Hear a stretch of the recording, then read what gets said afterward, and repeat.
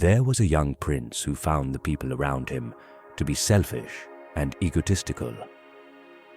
One day, he spoke about this to his tutor, who was a wise and discerning man. The tutor entrusted a ring to the prince, saying, "This magical ring, if you spin it 3 times on itself, will summon a genie. Only you will see it. Whenever you are dissatisfied with people, call upon it, and it will offer you advice. However, be cautious, as this genie will only speak the truth if it is not believed.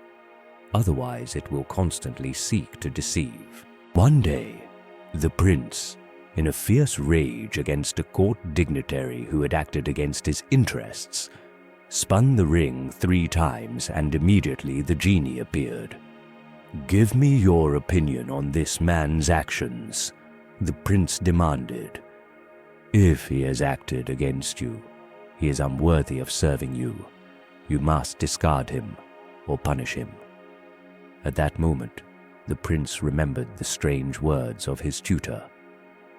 "I doubt you are telling me the truth," said the prince. "You are right," replied the genie. "I was trying to deceive you. You can certainly dismiss this man, but you could also use this disagreement to learn to negotiate, to deal with him, and to find solutions that satisfy both of you." While walking through the city with some companions one day, the prince saw a huge crowd surrounding a popular preacher. He listened for a moment to the man's sermon and was deeply shocked by words that violently contrasted with his own beliefs. He called upon the genie. "What should I do?" "Ignore him. He is harmless," said the genie. "This man promotes subversive ideas. He is dangerous to you and your subjects." This seemed right to the prince, but he doubted what the genie had said. "You are right," said the genie. "I was lying. You can neutralize this man, but you can also examine his beliefs, question your own certainties, and enrich yourselves with your differences." For the prince's birthday, the king organized a grand ball, inviting kings, queens, princes, and princesses. The prince was captivated by a beautiful princess, whom he couldn't take his eyes off, and whom he invited to dance several times without ever daring to declare his love. Another prince then invited the princess to dance, and our prince felt a deep jealousy rising within him. He then called his genie. "What should I do according to you?" "He's a scoundrel," replied the genie. "He wants to steal her from you. Challenge him to a duel and defeat him." Knowing his genie always sought to deceive, the prince did not believe him. "You are right," said the genie. "I was trying to deceive you. It's not this man you can't stand, but rather the demons of your own fears awakened.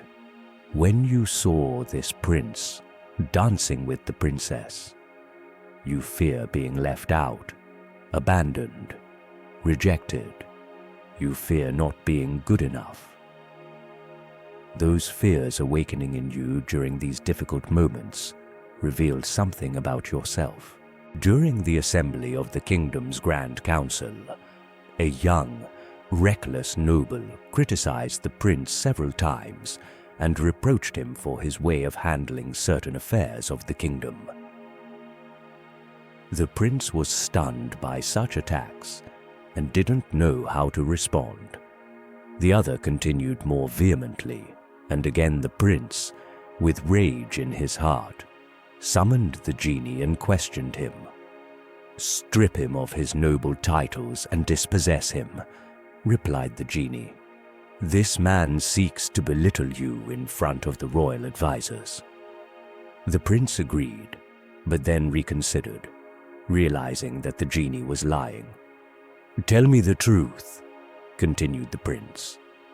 "I will tell you," retorted the genie, "even if you do not like it.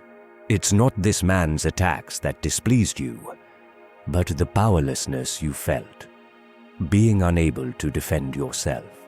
One day, in an inn, the prince saw a man in a terrible rage, breaking tables and chairs.